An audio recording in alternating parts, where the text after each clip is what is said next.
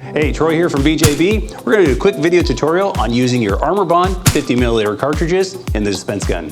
All right, first things first, when you're working with any material systems, you always want to make sure you have your gloves and your safety glasses.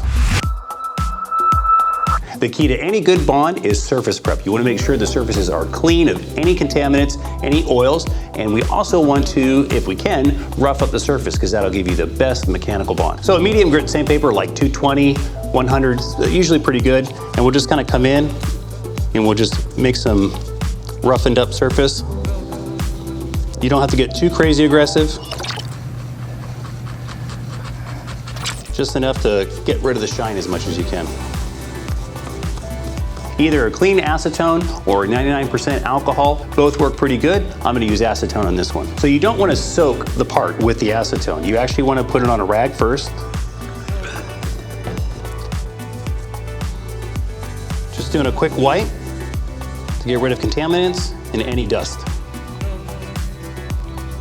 Do it to both surfaces to ensure good, clean surface. All right, next step is the ArmorBond cartridges come with a cap on it. You're gonna wanna just rotate it 90 degrees and then pull it off. Next step is you wanna take one of the mix tubes and you're gonna put it on there. Again, just press it on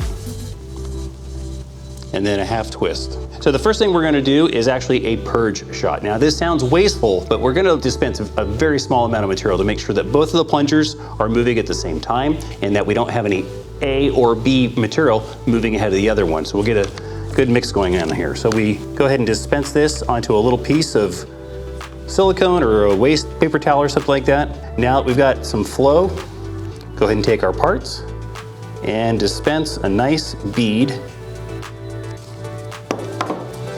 And then we take our two surfaces and go ahead and get those to bond together.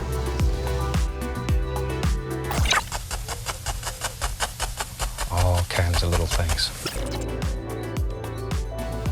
All right, and then we allow some time for the adhesive to cure. So what do we do when we're done? We've got a couple options. Now, obviously you could try to put the cap back on it, but actually the easiest and the most effective way to ensure that the cartridge stays in good condition and get a good shelf life is you can just leave the tip on. The material will cure in the tip and it creates an airtight, moisture-proof seal. So we can just leave that to the side and come back to use it again, repeat the process. Take off the tip, make sure it's nice and clean, and put on a new tip and go. All right, well, I hope you enjoyed that tech tip video. If you have any questions or need any help, feel free to reach out to our wonderful tech team and they'll be happy to answer any questions you got.